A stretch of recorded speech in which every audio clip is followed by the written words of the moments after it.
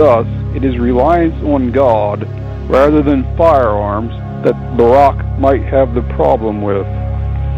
For unlike the pious, self-reliant yeomen of the American countryside, many urban ghetto dwellers of otherwise sound body do not want to make the way of their own families in the world as enabled by God, but rather approach with an outstretched hand in a less than grateful manner, demanding that the taxpayers fill it, seeking to bolster his image as some kind of secular messiah, with God as some kind of grandfatherly figure in the background that simply nods, but otherwise keeps his mouth shut for fear of being sent to a nursing home.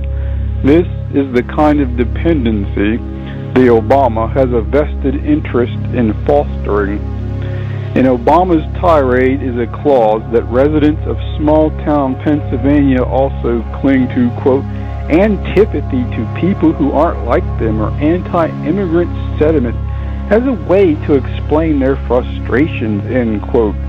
Notice, at no time does His Holiness refute whether or not immigrants, or at least the waves upon waves being allowed to wash over the fruited plain, are changing what it means to be an American, as many of them have no legal grounds to be here in the first place, and they certainly aren't of America's predominant ethnic background. A characteristic somehow immoral to consider when advocating why Obama is the candidate. A characteristic somehow immoral to consider except when advocating why Obama is the candidate most qualified to be president.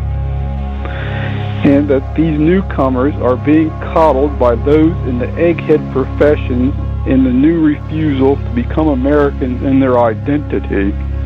I suppose it is easier to preach tolerance and acceptance when, as in the case of Obama's spiritual mentor and advisor Jeremiah Wright, when you are protected from it by living behind a gated wall surrounded by upper-crust white people. Frankly, Obama should be the last to complain about anyone being bitter, as that has pretty much been the fuel propelling his campaign. His spiritual mentor, who drives around in a luxury car, he was having a mansion built for himself in a posh white neighborhood, talks as if he was the one dragged here in chains. Those seeking to defend their Lord's infallibility will now point out how their master has since distanced himself from his pastor. That said, though, does Barack have the manhood to put his wife in her place as well? As mouthy as she is, I somehow doubt that. Obama's wife, Michelle, has remarked along the campaign trail that this is the first time in her life that she can remember being proud to be an American. Need I remind you that this lady is no mere scrub woman or housemaid, and she has enjoyed the rather comfortable existence of an Ivy League education. Granted, things throughout American history were not perfect, but doesn't the fact that we Americans complain so much over the less than perfect serve as testament to just how good we have it, and the freedom to gripe until our hearts are content show just how proud of things we really ought to be? Would be interesting to see how Mrs. Obama would fare with that attitude of hers, living under a third world regime.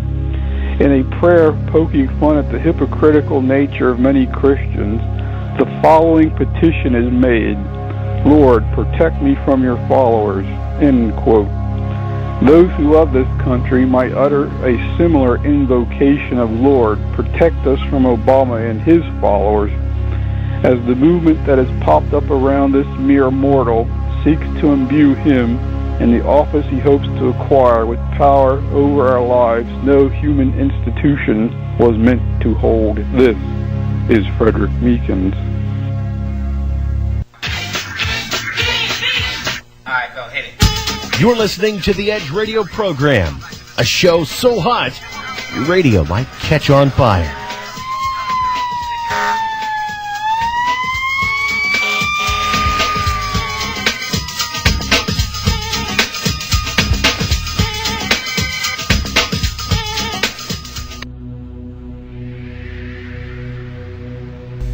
Welcome back to Thursday Reports. I'm Andy Radford in the Edge's UK studio.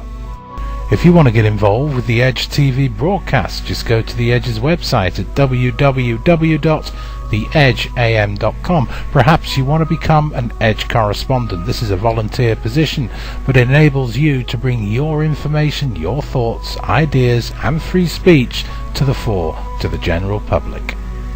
The Edge has an ever-growing list of voluntary correspondents, and you can get in touch with these people if you go to www.theedgeam.com and click the correspondence bio links.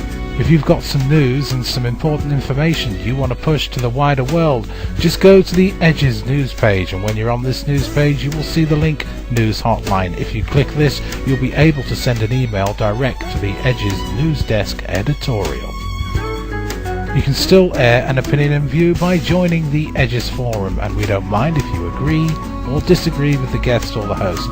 All we look for is interest in intellectual discussion.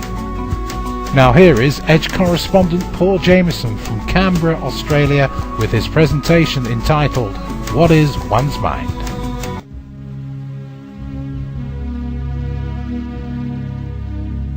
I thought I might talk about what is one's mind. Because I have to admit that in all of us, surely at one stage of being a toddler, and a few years after that stage of growth of the mind, that we kind of thought and felt it was a dream. Like, you know, as they say, we're in La La Land and all those things, and indeed our minds are like a sponge, as they say, that our minds are like a sponge, soaking it up.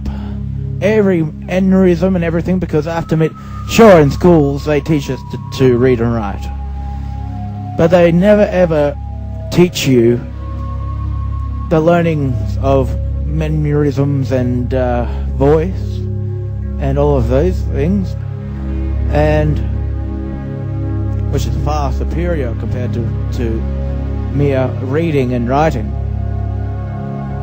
Maybe it's not their job, maybe they're just there for the skeletal structure of society, because I don't go against schools.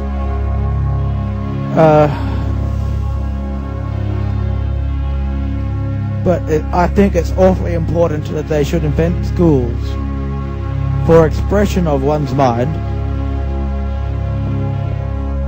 because we should not be just made as meat robots, even lesser than robots by their standards of how they think, that we're just meat body robots, lesser than robots, just there to serve them.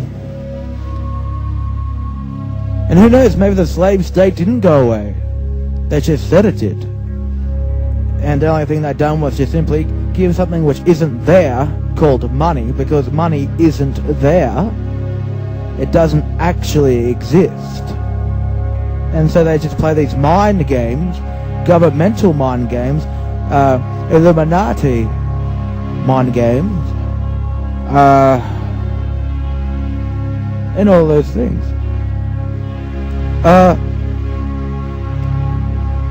Because this whole conversation is me talking about what is one's mind, and I am just giving my expressions of how I think and feel. Because we are yet to experience the glory of God. By no means is this glory to God. This is not his kingdom of how he runs things whatsoever, obviously. Going on about what is one's mind. Well, the poison that we give our children is basically everything.